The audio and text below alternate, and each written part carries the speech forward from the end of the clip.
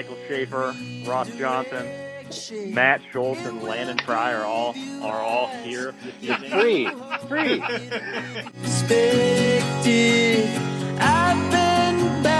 I'm just gonna say it. I've been thinking it for 10 minutes. I don't want a podcast scared. Oh yeah. Ashes. Now I've seen the road. Pregnancy is a beautiful thing. Pregnancy is a gift. Shit. Oh, there are stories to tell. What kind of paint sticks to asteroids? Like, if you don't prime your wall. Afraid some days, but the road will lead us to a better place. We are called to emerge from that default setting of self-involvement.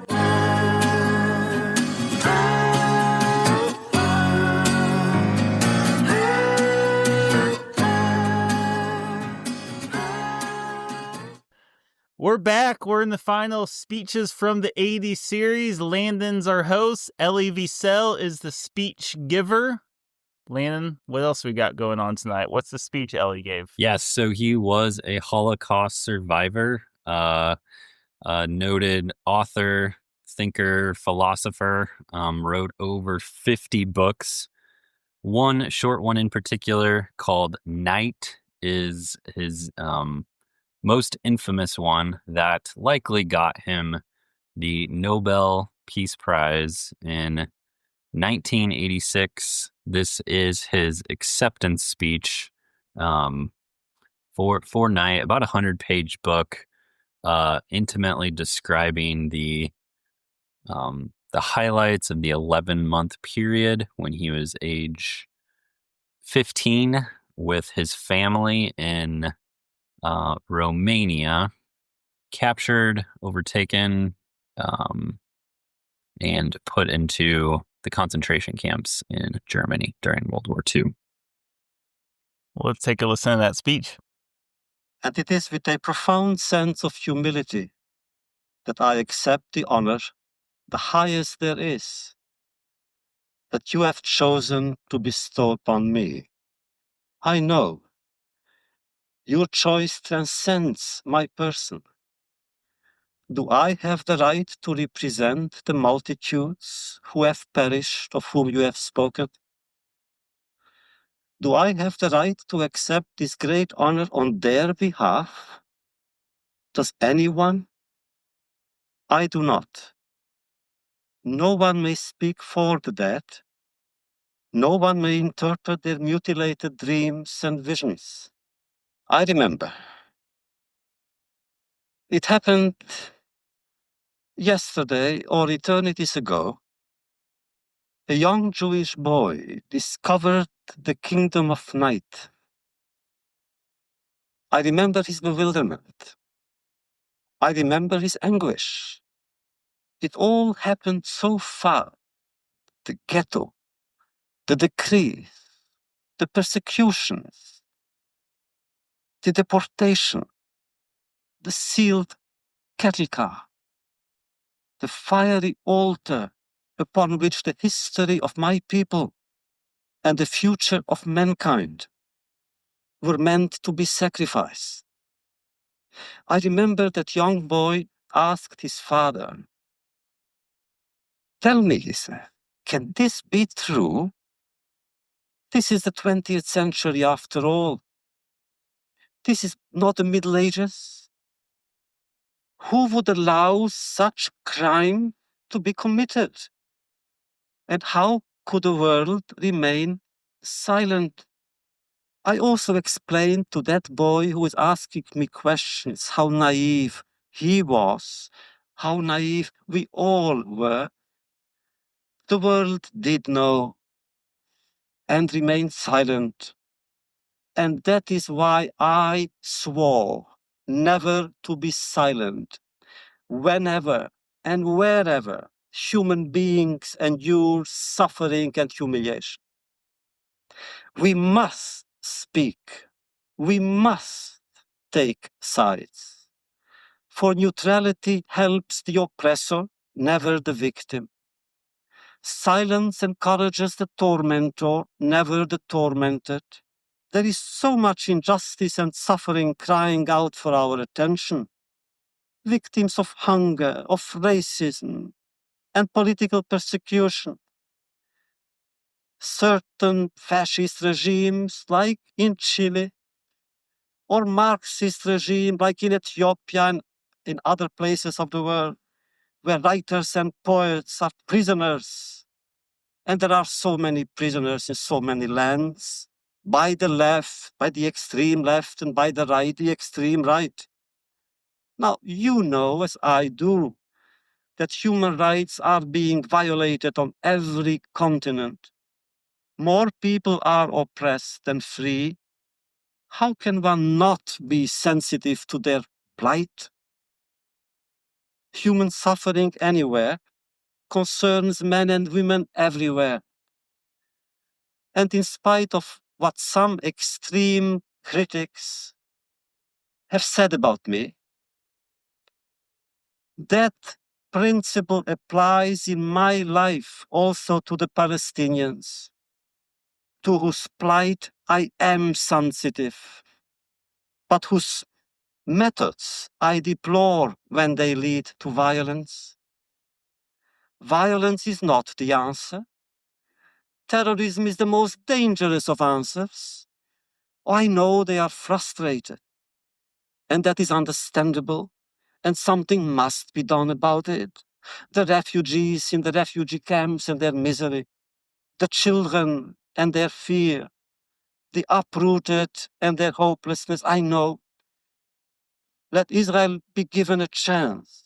Let hatred and danger be removed from her horizons, and there will be peace in and around the Holy Land. Yes, I have faith. I have faith in God, in the God of Abraham and Isaac and Jacob. I even have faith in his creation. Without faith, no action would be possible. And action is the only remedy to indifference. Our lives no longer belong to us, no longer belong to us alone. They belong to all those who need us desperately. And therefore I say thank you, Chairman Egil Orvik. And thank you, the very distinguished members of the Nobel Committee. And thank you, people of Norway. Thank you, people of Norway, for declaring on this singular occasion that our survival has meaning for mankind.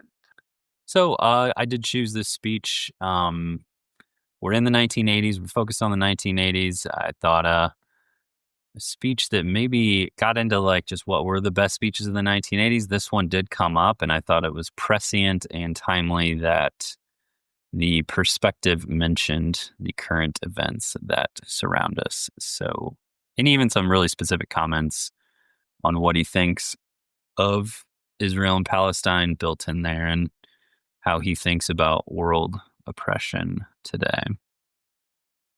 Initial takes, reactions.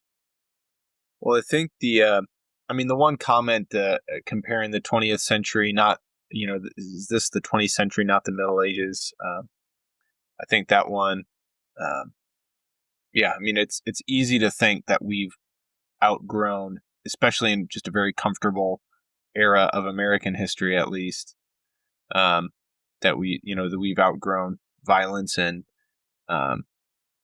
cruelty. And so, yeah, I thought that was just a salient comparison. Just 20th century is probably more deadly than almost any other one. Other thing, I thought the line he mentioned about, we must always take sides, neutrality helps the oppressor, never the victim. I thought that quote was interesting because I think in the modern conflict, I could see both sides using that quote to justify their positions. I think my first reaction from the speech, just kind of when he talked about it, like from the young Jewish boy, and he's, excuse me, and he said, I remember his bewilderment, his anguish. He asked my father, "Can this be true?" So kind of like Matt said, it's like at first I feel like the first time I read it, kind of this sense of like, oh, that's kind of a child that just doesn't understand um, how violent and cruel the world can be. And then the second time I thought about it, though, I was just like, man, I feel like maybe it's not good that I almost felt like that naive child in some ways is probably how we should look at the world and violence and cruelty, as opposed to just such easy. So as opposed to just accepting it so easily.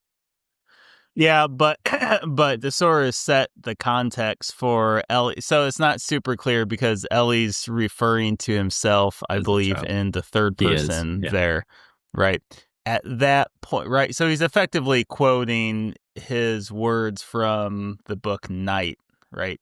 So, and he says those words quite a ways into the maybe like a quarter of the way into his ordeal that he experienced, and that's certainly not the words of a naive child. I know what you're saying, Ross, but just to sort of set the context a little bit better there.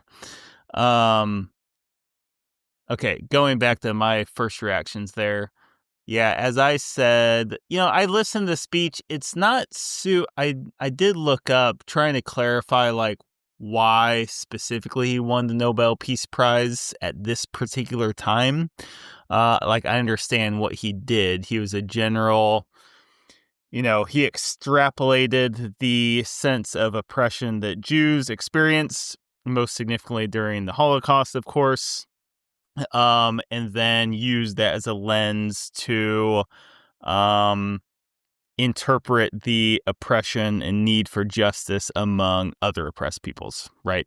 So that's what he generally did. But yeah, from the speech, it's not super clear, and just a little bit of reading outside of it of what specific things like that might have happened close to 1986 that the Nobel committee said, oh, it's time for Elie to win a Nobel Peace Prize. I don't know if any of you guys can answer that. That's a good question. I don't know for sure. I would just imagine that there was, there's just always been conflict since the wars in Israel. And I just wonder if the West kind of put this at the forefront and tried to remind everyone of why Israel exists.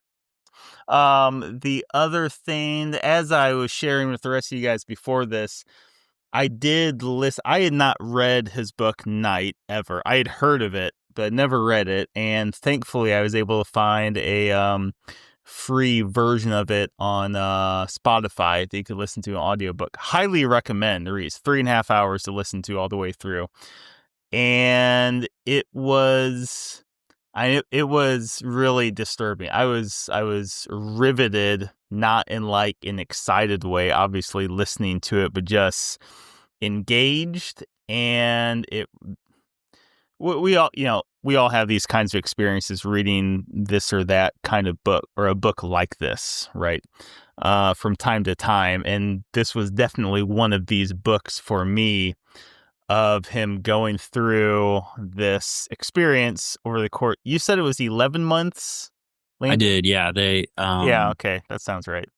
Started when he was 15, when the Nazis came to his area there. But one of the most interesting things, I'm just going to set here and we'll revisit more detail later, that I don't know if he touches on in this speech, maybe. I feel like he does. Yeah. He talks about I identify strongly with this just in my own personal faith experience. He really struggles with the notion of God in the midst of not just knowing this happened, obviously, but experiencing it. So throughout this story, he's constantly referencing experiences and thoughts that he has relative to that belief, and then also observing what the other Jewish people in his midst are experiencing with regards to that emergence of atheism and ultimately Reformed Judaism, right? That complete denial. There is no possible way we could be God's chosen people after this, like just period. So yeah, those are the things stuck out to me. Book sort of the speech led me to the book Night, which sort of explains some of those experiences in more detail there. So nice.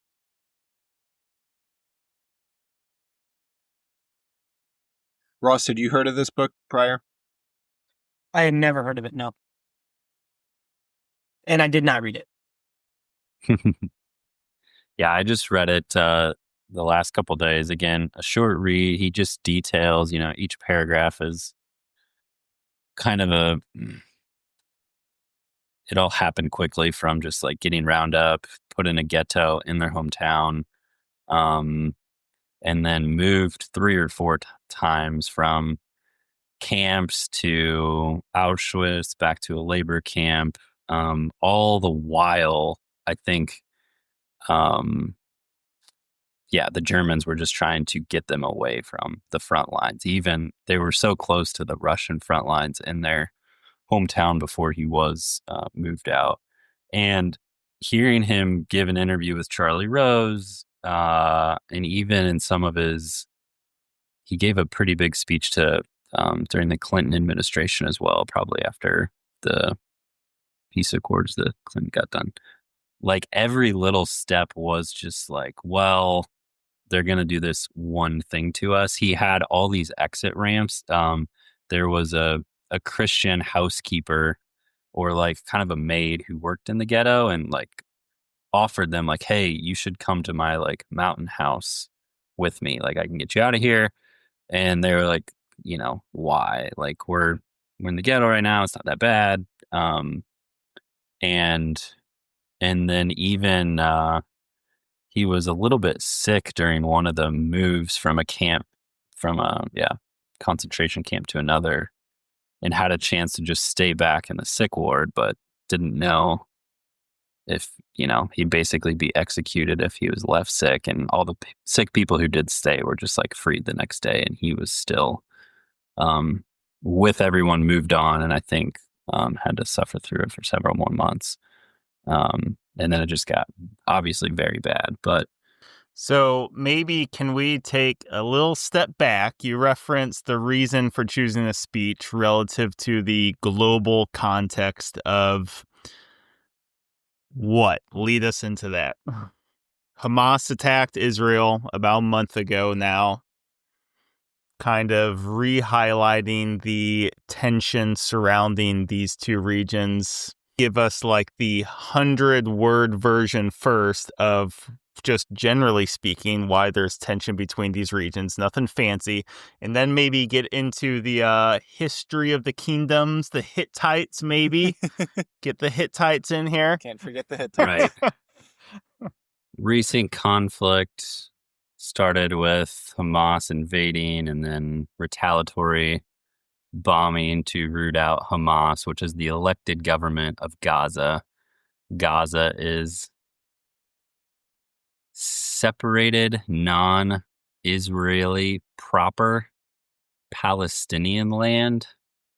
That basically is a group of people that, from my perspective, they got caught in a bad pinch the day that the state of Israel was declared in 1948, and have been pawns in a political game ever since. And so they're both fighting over the ownership and control of Palestine, of Israel, of the West Bank, of Gaza.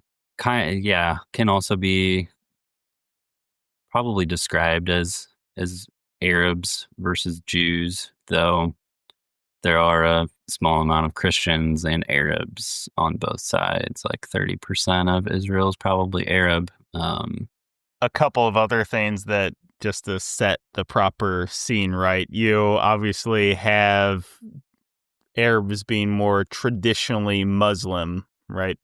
And you have that antagonism between Israel being Jewish. This is Canaan, right? This is the land that God promised Abraham and other Jewish people in the generations after. So you have that going on. So when the news did hit, I was kind of like, man, I feel like I've read about this before. I know Truman made Israel a state in 48, but like what was going on before that over there? And obviously I know, Canaanites, but I had like this, what is that, a 3,400 year gap in knowledge perhaps, to fill in. So rapid fire rundown. Shall we go through it? Yeah, let's do it. I thought fill that us was, in, rapid this fire. is interesting about it. Canaanites and Hittites, probably, were the tribal people prior to Israel that they came out of Egypt and took the land from the Canaanites and Hittites. This was 1500 BC, written document. Even Elie says in a lot of his speeches, 3,500 year history gets us right back to 1500. Solomon's first temple, so the first Jewish temple, King Solomon, Book of Proverbs, all that good stuff, 970 BC. His sons could not keep the kingdom in two. The House Divided speech was not Abraham Lincoln's first. It was, I think, David or Solomon. But the house was divided into Judea to the south and Israel to the north. The kingdom of Judea is more what we probably has a little more history than Israel to the north. The Assyrians conquered it in 722. Also, the Babylonians then exiled the Jews in 586 BC, and they destroyed Solomon's temple. This is called the first diaspora. They were removed from the land. A lot of ungodly Jewish kings who did not have favor in God's sight.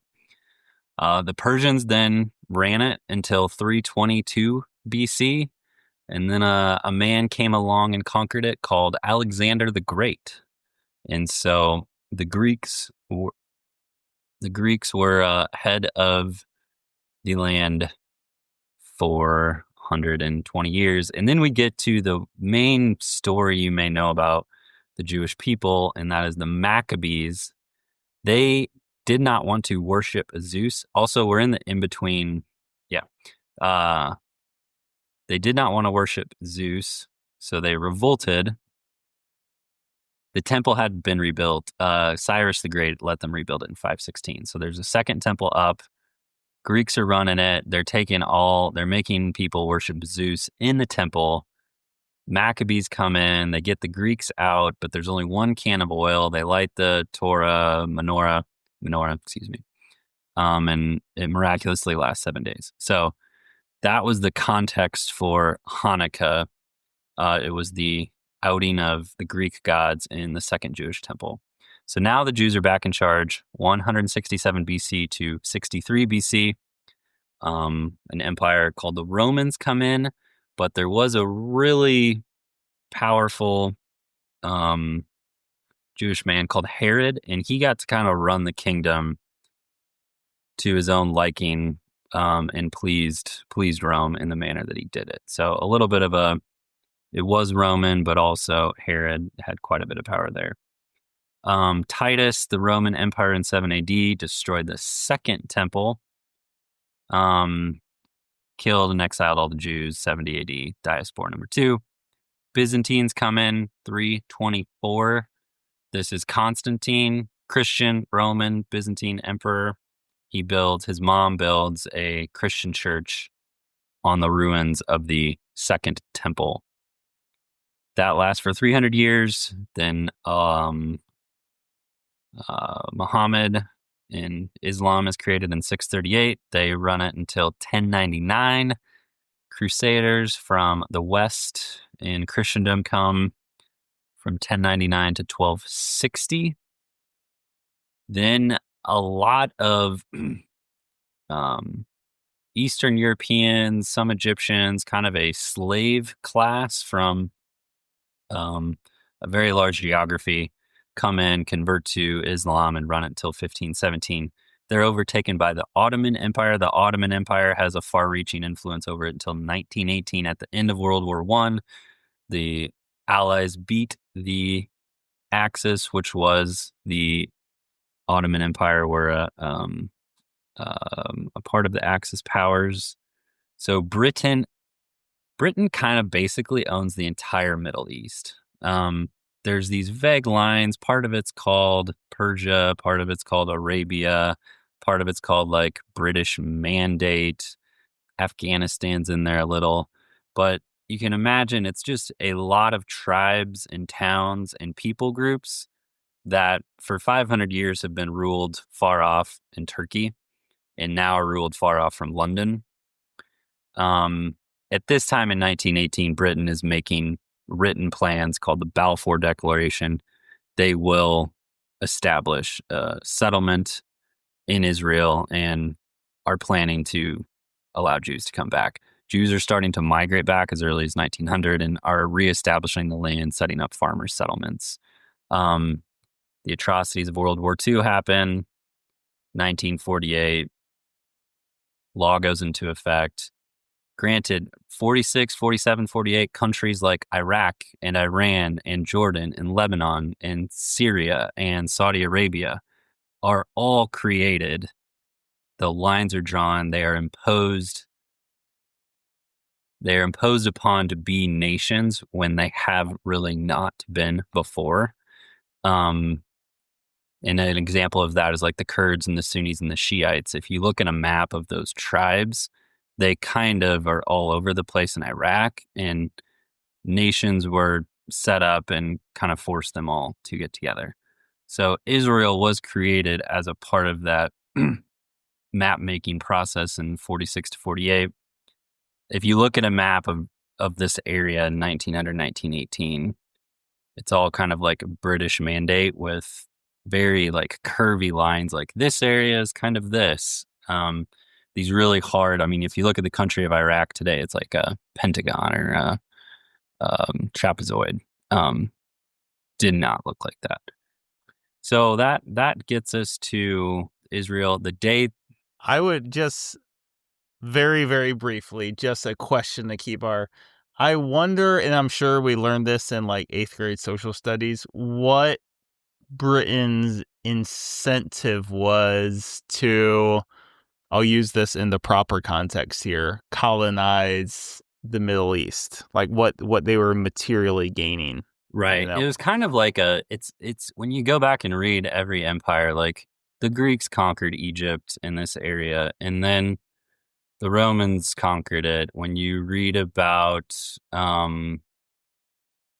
like Napoleon and the French came in and conquered Egypt, and then the first part of the World War II was us fighting the Germans in North Africa and Egypt. For some reason, I think it's mostly resource-based, perhaps oil. It's like it's kind of easy to go get that perhaps and get the resources and then fund the war back home. But it's always involved in kind of the fight over the whole region. And so the Allies won the war, Britain got to redraw it, and they held some moderate control to figure out how to turn it back over in however many years. So when you divide it up, if you go through it, Canaanites, Israel, Persians, Greeks, Hebrews, Romans, Byzantines, Muslims, Crusaders, Mamluks, Ottomans, Brits, Israel. There's 12 of them. It's very, very interesting. There's 3 pagan reigns, 3 Muslim reigns, 3 Christian reigns, and 3 Jewish reigns over 3,500 years. Wow, that's wild. So, whose land is it? And this is where we make our podcast joke. What about the Hittites? Let's find some Hittites, man. This is where we start podcasting. Which is it's a land acknowledgement reference to whose land is this, and in what order or what claim does any certain people group in the marching of time have over a particular land. And the Hittites are just always left out of the conversation, and so we rep them. The Hittites, baby. We're so progressive. So yeah, that land acknowledgement statement is interesting. why don't we go ahead and read that state? Although it sort of got jumbled up. Can you reintroduce the land acknowledgement Well, law? well, or it's policy, whatever it when I is? think about Israel, I do think about these land acknowledgement statements that are almost required in higher education and government circles. So the U of I has one. They made it in 2018, and basically, if the chancellor gets up and talks, he has to say, "This is not." We have a responsibility to acknowledge the context of which our basically civilization exists, and this is the land of the Peoria, Kaskaskia, Miami, Kickapoo people. Which begs me to kind of always question. It's like those are the tribes who were prior there just before white settlers. It doesn't mention that whoever was there in 500 or 1,000 or whatnot. Right. So, Yeah. and I think when you think of the Israel-Palestine conflict, it is, of course, you can go back to two prior times that it was under Israel's control. And it's, kind of like which time. Obviously, the argument would be like the most recent time and people that were colonized or displaced or overtaken. So, yeah. How do we sort of step into the abyss here? Have you guys read much about it or tuned in or not really? I think initially I was following it. I was following it pretty close, I guess, at least the first week or so after the attack, and just and I think it was just the horrific nature of it, but also the fact that they seemed to like they were bragging about it. Hamas was like, this wasn't like Israel putting out. I mean, I'm sure there are some people who say Israel faked footage, whatever, but I'm pretty sure no one, no like legit sources sustain that point of view.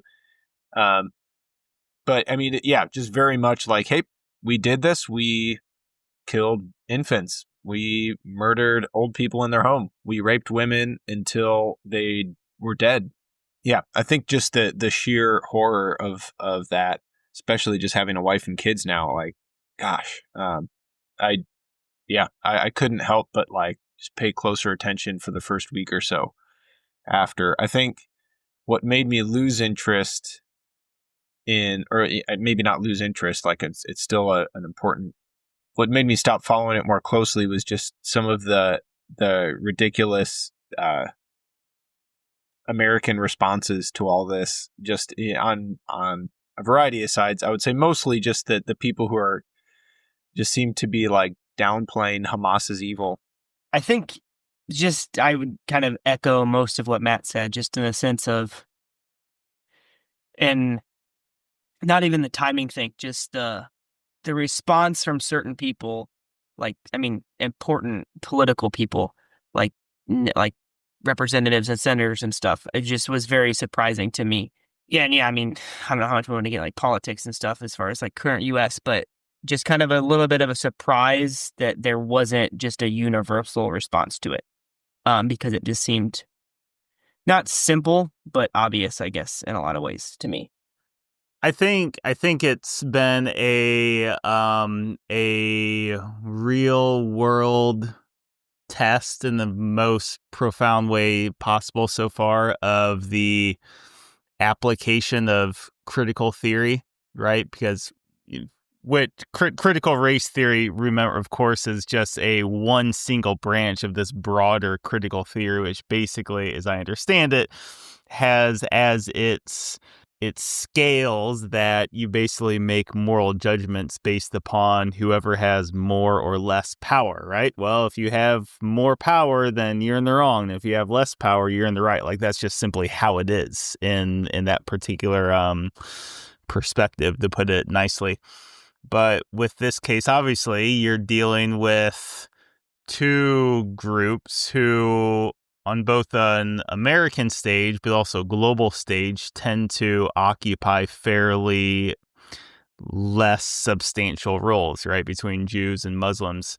And that's, yeah, I mean, I think that's basically why you have this split, particularly among the left. But at the same time, you have this Trump-like figure in Benjamin Netanyahu, who's this populist, and you have and I was reading Wall Street Journal recently, just the really vibrant expressions of Zionism, just being very, very much on focusing on the religious dimension of their place within Israel. Netanyahu Right? did, or Wall Street Journal did. So it's like you have Wall Street Journal had this. It's just basically simple commentary. Yeah. Just this, yeah. Right? So you have this like just tension then, right? Because in the United States, the Jewish people have traditionally been on the left, right? I was reading, again, the Wall Street Journal, how significant of a role they had in quote unquote creating civil rights for African Americans in the United States, right? They were allies because of course they understood. Versus now, again, like I was just saying, you have that more conservative, if to put it really simply, flavor going on in Israel, which so many people on the left of the United States just don't like because conservative, oh, that's colonial and that's power and that's bad. Like that seems to be the extent of the moral discernment going on here. Yeah, so that's sort of my interpretation of the nature of that split. But the bright side of that, again, because I have listened to some things on NPR, there is definitely, they're not pro-Hamas, some of the commentators, but somewhat sympathetic. But there are NPR journalists, obviously a lot of them Jewish, who are very much Hamas is in the wrong, right? You said being that dogmatic voice, which has been encouraging. So the bottom line I'm trying to like loop around here is that I think it is illustrating the short-sightedness and inadequacy of the real world of critical theory for moral discernment. Yeah, and I was really curious as to how that would play out because prior to this, I was just only vaguely aware that oh yeah, liberal critical theory people, yeah, they like Palestine, they root for them, And then when this first happened, I'm like, gosh, there's how in the world is anyone going to justify this? Was my first thought. And then 2 days later, people started justifying it. Right. But yeah, no, I think that is a good point, Mike, that yeah, this is kind of the testing ground where it's oh yeah, that our math is off, if you're rooting for the people who, are raping women with broken legs on cars, that's not a good group to be rooting for. Yeah, the Abby Martin interview that Landon directed us to with Joe Rogan, I think demonstrates the creativeness, if you will, of creating the moral equivalence between, basically the United States and anyone whom we consider evil, like North Korea or China in certain respects, or Russia. You get a good sense of how that is done. I think both the speech and the long history that we went through are just ways to better understand the situation. And because we're funding the war, perhaps some would argue both sides. If you look at funding Iran and what Iran does with, I think they're the primary backers of Hamas. So it's just U.S. weapons against each other. Abby says Iran doesn't have nukes. They're only using nuke technology for electricity. She was pretty adamant about that. Yeah. But I think one of the dissenting opinions would be that, the problem with Israel is that separate from the religious claims, like it is an ethnic state. It's a white ethnic state in the hemisphere of the world, the West, that really doesn't have that anymore. And in order to uphold an ethnic state on such a small plot of land, you've got to basically keep a lot of people out who may have otherwise had some claim to it even a couple decades ago. And so I think that just probably the fact that, to maintain an ethnic state there's some practices that probably aren't upheld. So I think one of the things that she threw out was basically if a neighborhood is, 80-20. 70-30. 70-30, I think is what you're 60-40, I guess. 70-30. Yeah. But like, houses would be confiscated from Arabs if there were too many Arabs in a neighborhood upon like somebody in the family passing, and just to basically require that Israel continues to hold a majority of the vote.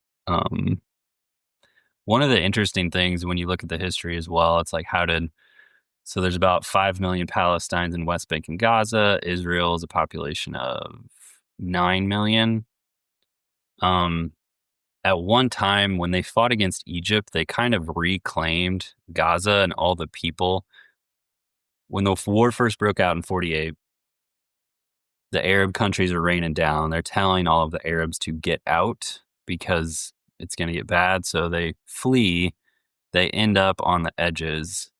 And the Arab countries don't let those refugees at this point in. But they're not in Israel because they left their home. And they've basically been stuck in this limbo almost since day one. Gaza was a part of Egypt for several years, and in the West Bank a part of Jordan, and they never let them like cross into Egypt. They've kept them in these limbo states, and it's probably been 2 generations of repopulation. Now they're just a huge population themselves that are not welcome, not only in Israel, but every single Arab country. The world kind of, isn't figuring out what to do with them. I think kind of the, like your comment, not figuring out what to do. Like, I think it's a little bit like this kind of shows sometimes too, just at least with the practicals of like, what do you do now if you're, Israel or whatever? Like, it's just always not, I don't know. I feel like America's in an interesting place. And it's kind of the whole, I guess, not just America, but it's easy to point fingers when you're not the one in the conflict. But just how in a mess, like, right? So you named how many people have been the rulers, how much, there's these world wars in there that affected how the maps got drawn. So like when there's all of this just messiness and brokenness, there's not always even like to talk about the current conflict. So yeah, there's a lot of Palestinians in Gaza that are, not wanting to be part of this and all of that. And it's also hard for Israel right now, though, because it's like, but we're not just tolerating this group anymore that's in charge of these people. Like, they've literally attacked us and are putting us in danger. So what do you do? And it just, I think, shows to like anytime conflict and violence and war gets involved, like there's not a good answer, which I think just builds frustration in myself over how Americans sometimes respond to it. I don't know, just with the almost trying to take a moral high ground and try to sound like they're, in the know, and it's not actually trying to understand the situation and how to best get out of it. Yeah, there's two sides, and there's certain colors of feathers of political ideologies easily identifiable with both. And well, I think even Matt put it in the notes or something, and or maybe it was Matt, but somebody put in the notes like you don't have two groups here that are willing to work towards a peaceful resolution, right? So, like people are calling for a ceasefire and things like that. It's like, understand that there's innocent people in danger and being killed, but it's kind of like, well, what's the solution? Because the status quo doesn't work when one of the groups wants to kill the other one. Yeah, I mean, I think that was in the end because one of the questions just to get things moving was like, right, or what's a generous pro-Israel argument? What's like the generous Palestine? If you were to just be as generous as you can to both sides, like what would that look like? And yeah, just to be, I guess, generous to to Israel, like. Sure. Like, I'm sure there are people there who would love a two-state solution. I can't speak for every politician in Israel, of course, but but yeah, who is like a trustworthy second state to negotiate with? And like, I don't know that there is one right now. Maybe there were in the past and there were issues. Like, I don't know. Like, I don't that much of the history I couldn't speak to, but yeah, like, I don't know that there's anyone that an Israelite on the Palestinian side. Yeah, that would be true. I mean, and the interesting thing is that Hamas was elected. You know what I mean? Like they did give control over in 2005. Yeah. Well, yeah, and that's where like there's at least some public support among like regular Palestinian citizens, which is like I don't know. I mean, of course, like I mean, I'm very sympathetic to like, yeah. I mean, if Britain in 1948 just decided to like boot your grandparents out of their homes, that they had been in for generations, like, yeah, I don't blame you for being bitter. To briefly respond to that, the response that I've heard on that point is Hamas took over in, like Lena had said, 2007, but there has, I think you've been breaking up quite a bit. You might have said other things, but a lot of the population is very young. So the argument is that, well, Hamas is not in power because of the majority adults who are there right now. It's because of old people. So just clarify that point, but which is probably just, one of those gray areas that could go either way. It's like, well, I don't know. It's like, did they choose this governor or not? Well, it could sort of go either way. I think, again, just one of those, gray. If there were an easy solution to this, it wouldn't be podcasting on it. Something else is sort of like that I've sort of thought about, and this ties into the land acknowledgement statement that you shared with Native American tribes. Thought experiment, okay? 1945, or I guess, well, maybe 1917 would make more sense. Life before 1918, when British and, more European Jews would have been mingling around that region. Right. And it would have been mostly all Arab people because they were just occupying this region that Jews didn't really live in after all of those occupations that Landon pointed out in the hundreds of years before the Jews had last been there, in 70 AD, I guess, most significantly. And so it's like, well, you start doing your thing. I mean, that's such a long time that is going to become your home. And why are you going to care if, I mean, even in fairness, the most rational Palestinian in that region, you could have heard about the Holocaust. Oh my gosh, the Jewish people were almost extinct, I heard in one commentary on the Holocaust, right?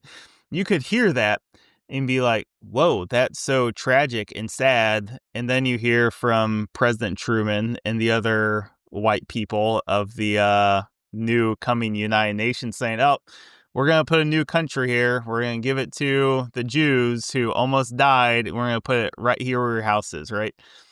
And not just your house, but your neighbor's house and their neighbor's house and their neighbor's house. Like, boy, that's going to put a strain on even just the most generous-hearted Palestinian person, right? I mean, just imagine that, we're extending the threads of this thought experience. So I think that's sort of enough, and this sort of cuts in what you're saying, Ross, is like that's sort of like the beginning thought experiment that everyone needs to begin with this. 2 points of interest, a little bit of a scene setting. Have you ever heard of Lawrence of Arabia? Oh, yeah. Classic. So he was, although we didn't finish in. He was a British kind of Superman. I think he was an intellectual, Oxford pretty studious, but then he went to basically Israel, Palestine, and he fought with all of the Arab tribes to beat back the Ottoman Empire. So he got to know everybody, and rounded them up and like led the charge to, on that side of the front. Just an interesting point. So he was around in 1918. And then I think let's just for as generous as possible, let's say the Jews started moving back to Israel and that they took homes. Possible, maybe you know that for a fact. Mostly though, like it's a pretty desolate desert area. I mean, they built Tel Aviv and all these cities and farms from scratch. Like no one was there. There was like the Arab town down the road, and it's like 5 miles away, 10,000 Jews just moved there. Of course, that is for sure a culture shock. I don't know if it was quite as like run everybody out of town. The Jews are moving back. So, tribalism's a thing. So I remember hearing, and we might have even mentioned this once a long time ago on the podcast, but they did like a study. I'm going to paraphrase it, but it's going to get the gist. Landon and Matt, you're tribe A. Mike and me are tribe B. Either way, but so they somehow like, they randomly assign these people to just completely, it wasn't like, oh, you're a free and you're a farmer. It was like numbers or letters, something completely arbitrary. And yet people had different responses if like bad things happened to people that were in their groups versus, so even it's not even like, oh, your family member got hurt versus some guy you don't know. It was like, oh, someone in group A got hurt versus someone in group B got hurt. You would respond differently based on what group you were in. So I think just trying to kind of highlight this idea that tribalism's, if that's the word we want to use, almost ingrained in us, which obviously can contribute heavily to these different situations, over conflict and war and nations and religions and these type of things. So I guess my question was like, do you guys think that's a bad thing? Yeah, I mean, it sounds bad to say tribalism because we're picturing crazy things, but just kind of this idea that when you associate, it's almost the opposite of color blindness, but apply that to everything, race, religion, everything. So this idea that, you view every single person the same because we're all human, we're part of the human family versus like, no, like we do seem to kind of stick with our group and, care about them more. And that seems to be the way things are. But is that a bad thing or not? Makes me think, have you ever heard of Dunbar's number? It is basically the amount of people that you can reasonably be in like relationships in a community or friendships with, kind of like an optimal tribe of people who can coexist peacefully is about the number. I don't know, when I think of Native American Indian tribes, I always picture them probably being about that numbered size, even though certainly some Illinois What did you say the number was? sites, 150. Yeah, even rewinding the clock 200 years, 90% of people lived on farms. Their church was probably their Dunbar's number of 150, and like that's just who you interacted with. And fast forward to today, and we've got all kinds of kind of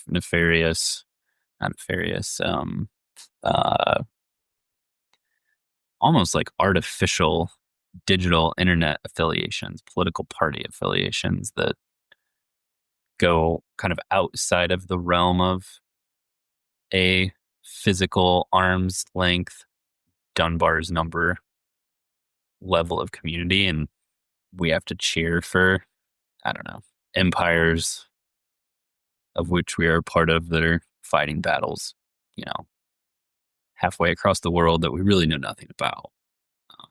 Yeah, let me extend that thought a little bit. So to answer Ross, no, it's one of the, it's a simple feature of being human, and it can be good, it can be bad, right? Like so many things. And I think, Yeah, to extend what Lane was, I think, about to say, something. I mean, we were talking about conspiracy theories briefly before What the did I show. say that was conspiratorial there? No, I'm just No, kidding. no, I'm no, no. kidding. You didn't say. Oh, okay. No, but conspiracy theories or even not conspiracy theories, but just like you could even just say like quirky beliefs or something. I think a lot of these things occupy the role that tribes, your 150 person church that you went to every Sunday, or your moose lodge or whatever, the role that those used to have. It's like, because Lil Billy, right? I mean, he needs community. Like that's built in. You need your tribe, right? Your various kinds of tribes. You could certainly belong to several different kinds. But it's like, where do I get that? I don't know. I'm going to go on the internet where I get everything. And I like that. I like the Free Palestine tribe, and I like the anti-vax tribe, and right, all these different things. It's so easy. Like, that's how you collect these. But of course, you don't actually get anything meaningful from them. So then, now I'm going to sound like conspiracy. But then you end up like injecting yourself with dopamine every time you post some nonsense, toxic message on Facebook. And like there's your sacrament.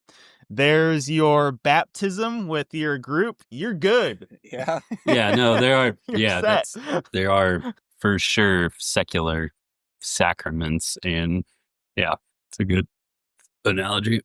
Yeah, And you have your prophet. You have your prophets, obviously, and there who are your influencers creeds, and your whatnot. confessions of sins.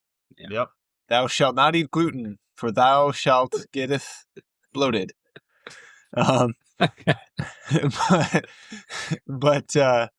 with the like, because if you're just in a group of 150 people who you live in close proximity with, and you work with on a day-to-day basis, and who you rely on to help you out, and they rely on you to help them out, if that's how you're living your life, tribalism is probably awesome.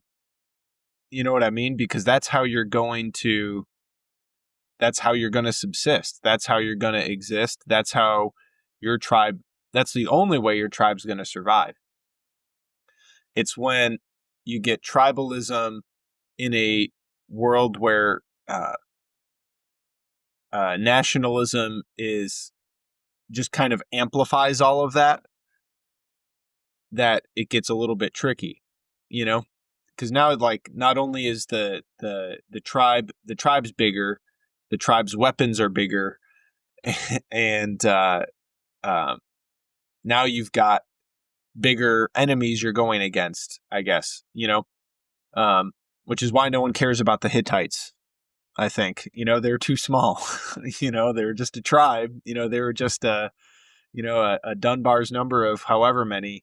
Maybe we can start swooping back into some thoughts that sort of tidy everything up. Elie, maybe we should bring up Elie again. Bring him back.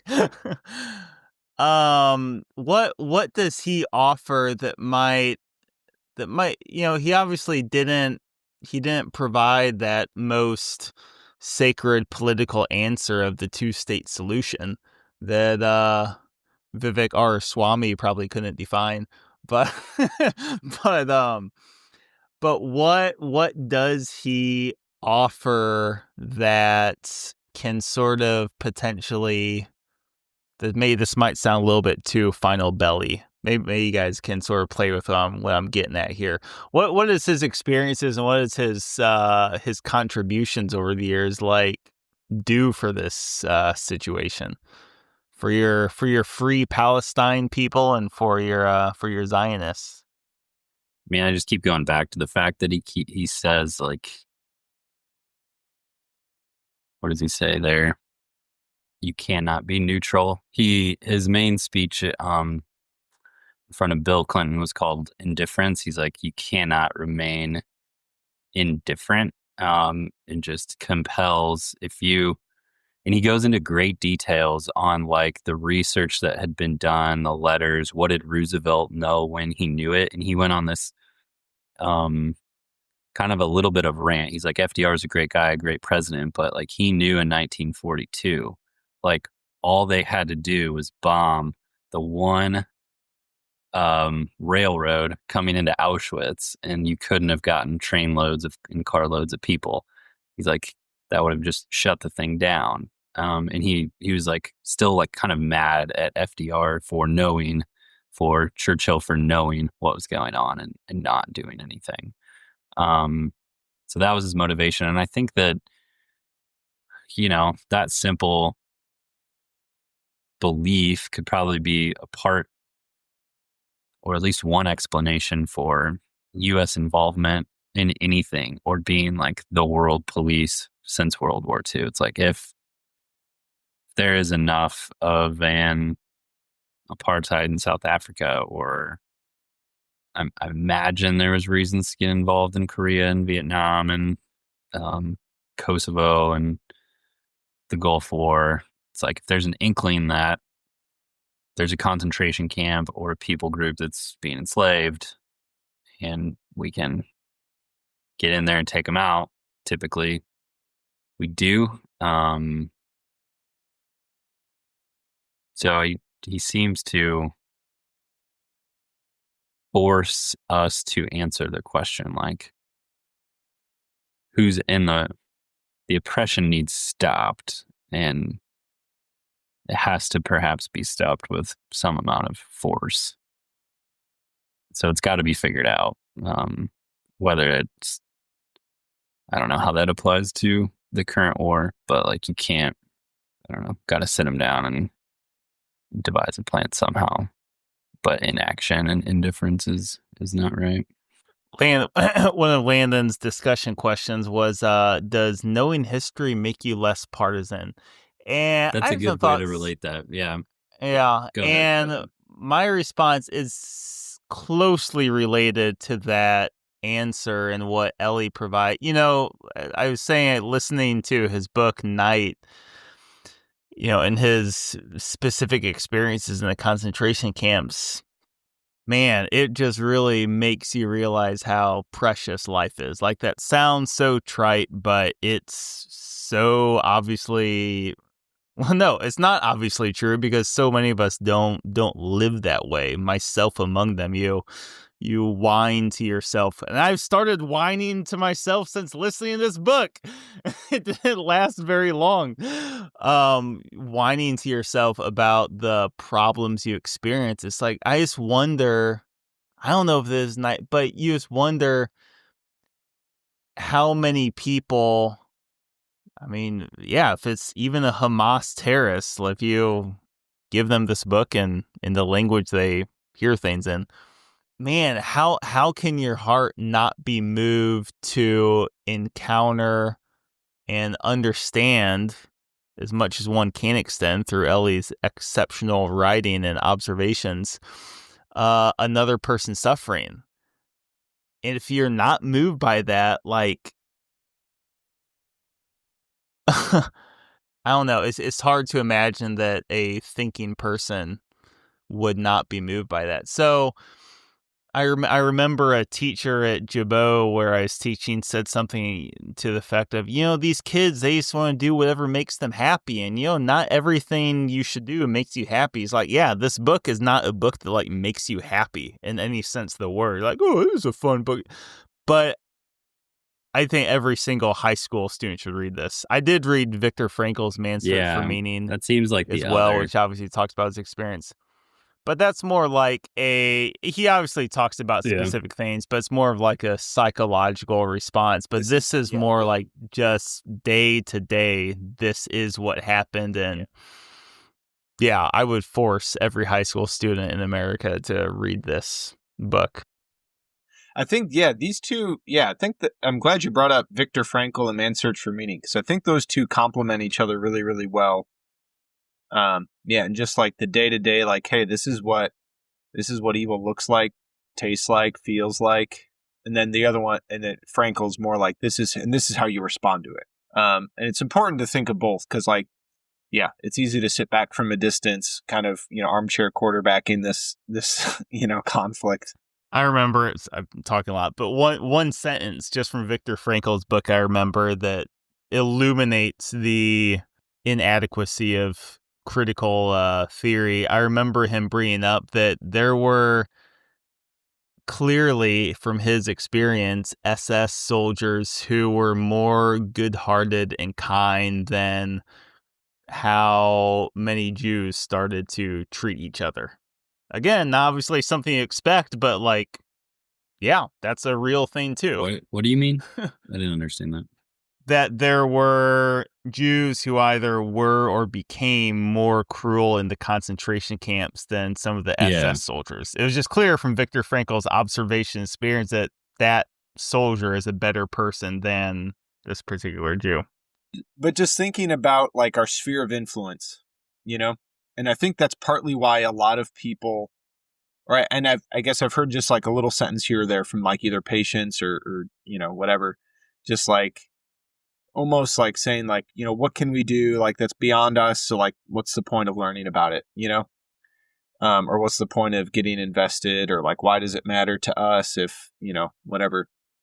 And I think there's something to that. Like, yeah, there is only so much we can do. Like, we're not going to just go over there and fix it. Like, and I think it'd be disrespectful to just assume that, 4 white dudes in Illinois, are just going to like, armchair quarterback the answer to this.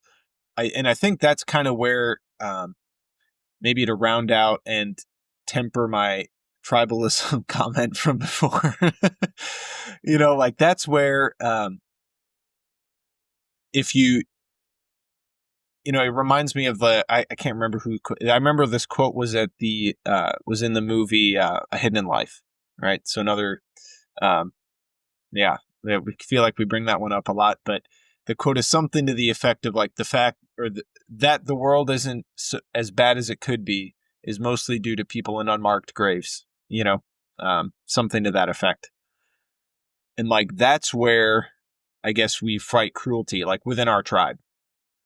You know what I mean? Like going too far out of your tribe, you just end up being another political commentator who's just spewing nonsense, but within your tribe, it's like, all right, like now we can actually like make a change and an impact, and like, yeah, definitely dangerous to tribalism, if that's the only thing you're attentive to, or if you become, selfish in how you enact that, or if you become kind of narrow-minded in how you, view your tribe and whatnot. But that is like your primary place of concern, and it should be. And that's where like, yeah, if you're just virtuously living out your tribe and like that spreads, I suppose that's kind of where we're at. That's all we can do, and that's the struggle we're in. For one thought on that, Thomas Merton said something similarly. I believe he said something to the effect of the best way to stop violence or war is to start within your own heart, or something like that. But I don't know. My last thought on it, which isn't really a thought, more just a frustration, I think, and maybe it's just the sign of a difficult situation. But when you asked the question like 20 minutes ago, like, or 15 minutes ago, like, how can we get this back to Elie and the speech, and what can we take from it and stuff? I've just been looking through it, and not to like call us out, but I feel like we're just like trying to say something pretty and just can't seem to land it. Nothing against anything you guys have said, and myself included. Like, I feel like the line that jumps out when we mentioned earlier, kind of this, you have to take sides, kind of makes you want to literally pick a side in the conflict and say they're the good guys, the other side's the bad guys. And it seems like I think we would all recognize that's kind of like a lazy way of thinking. Like, there's got to be a better answer than that. Right. I think we're just trying to break down the key parts and components and have a greater appreciation for the issue at hand. Final bell. Yeah, but which one? We kind of didn't hit a few of these topics, so Yeah, there's a lot. Yeah. This is a 20-page outline. Hey, guys, all your strength, and all your power, All your love, right now. Do we fight or we draft dodge in World War III? I think maybe where does this fit on a concern level? It's a little Yeah, bit yeah, more. yeah. I think that congruent seems with- a more legit final bell. So on a scale from 0 to 10, I don't know what should be our unit. I feel like this would be a whatever. I don't know. There's got to be a more fun scale. It has to be a war scale, like the War of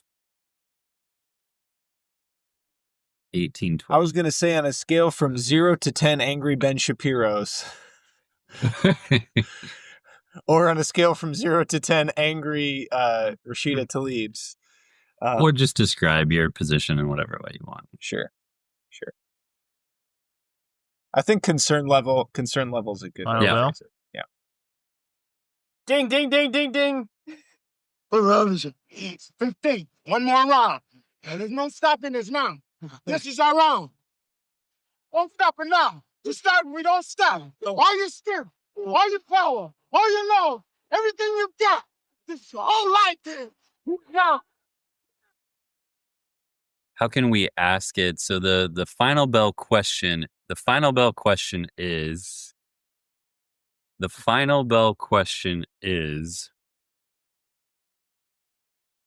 Elie Wiesel tells us we should not be neutral. We should pick a side to do the justice the most. So with this war and his prompting, what do we think of the war? Is it just another conflict? Is it a blip on the radar? We won't remember it in 6 months. Or is it much more of a concern along the lines of the progression to a global conflict that we have seen in the past century? All right, 0 to 10. 0 is no concern, just scrolling past.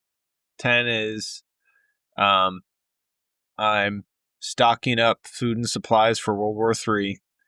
I'm calling this a 4, 3.9.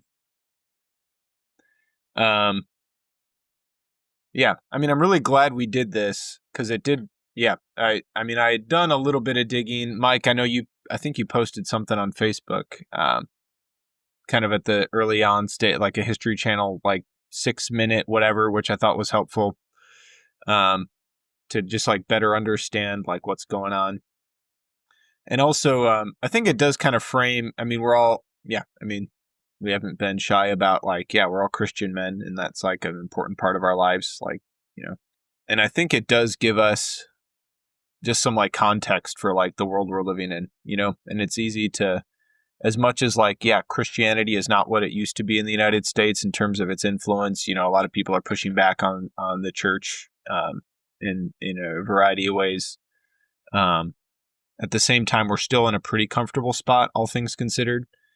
But just good to like remind ourselves that, yeah, we live in like a really fallen world, and we live in a place where like good and evil exist. And while we are not perhaps asked right here and now to confront Hamas in our backyard, we need to, just live in a way that like we're preparing ourselves for confronting whatever evil is in our backyard, and is in our home and, around our home. So.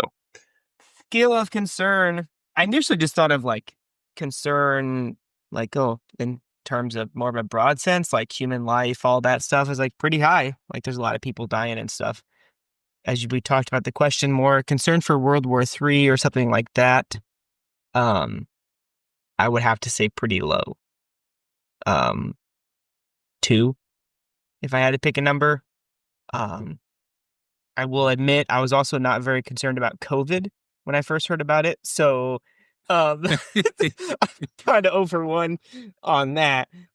I remember like when it first was mentioned that there was like a virus.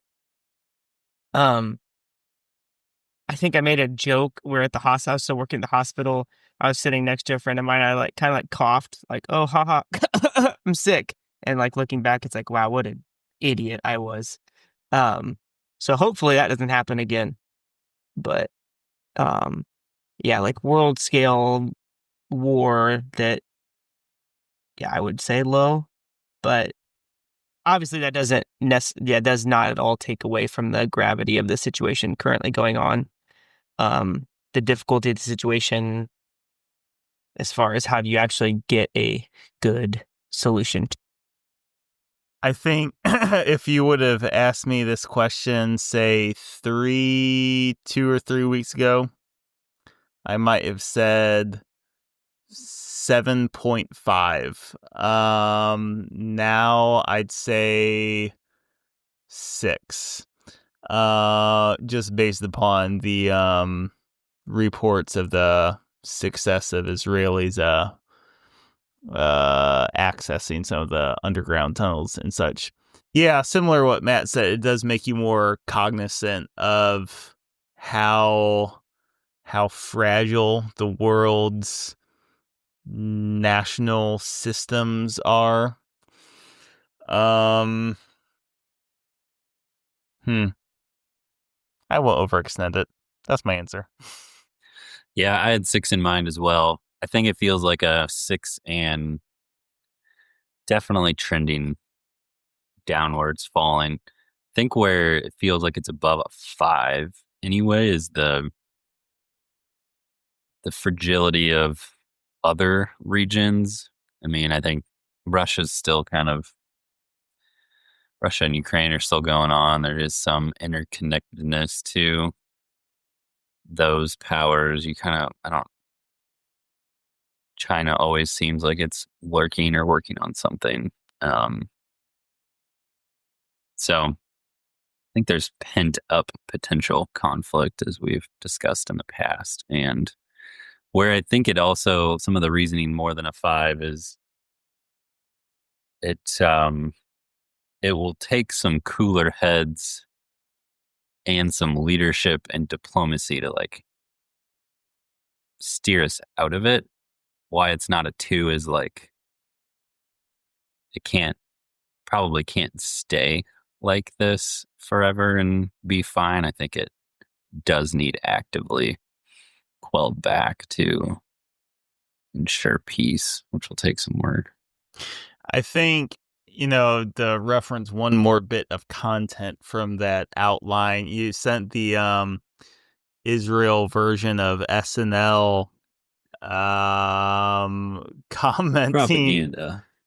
pretending they were talking to a Hamas terrorist from the perspective of a Columbia University student who was like pro Hamas, without realizing that like Hamas would want to kill you for about 1,000 different reasons.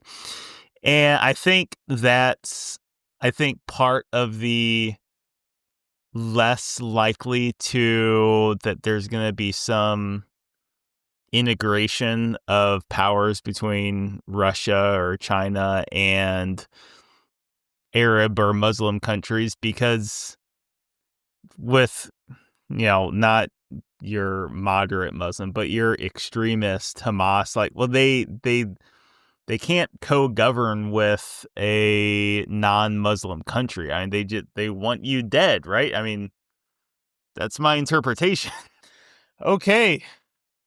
Speeches from the 80s done. We had Rocky, we had Elie Wiesel, not Harrison Ford, but the bad guy from Blade Runner. So this finishes the final true episode of the season. I think we're going to have a fun discussion episode, putting forth our best ideas for the speech series for 2024. We'll probably just ask ChatGPT what to do. ChatGPT can do voices, right? They can do our voice and just say things we would say. Couple more weeks till they launch that. Thanks for drinking. Oh man, how do we Thanks for drinking. forgetting that? And thinking. With us. No. Thanks for drinking. From the top. With us. Thanks for drinking. And thinking. Us. You be safe out there now. Hey, cue the music. Dead ends come and go. Look toward the horizon. Up ahead you'll find a peace of mind, relief from the trying. I have burned a bridge, wrecked in a ditch, had to ask again.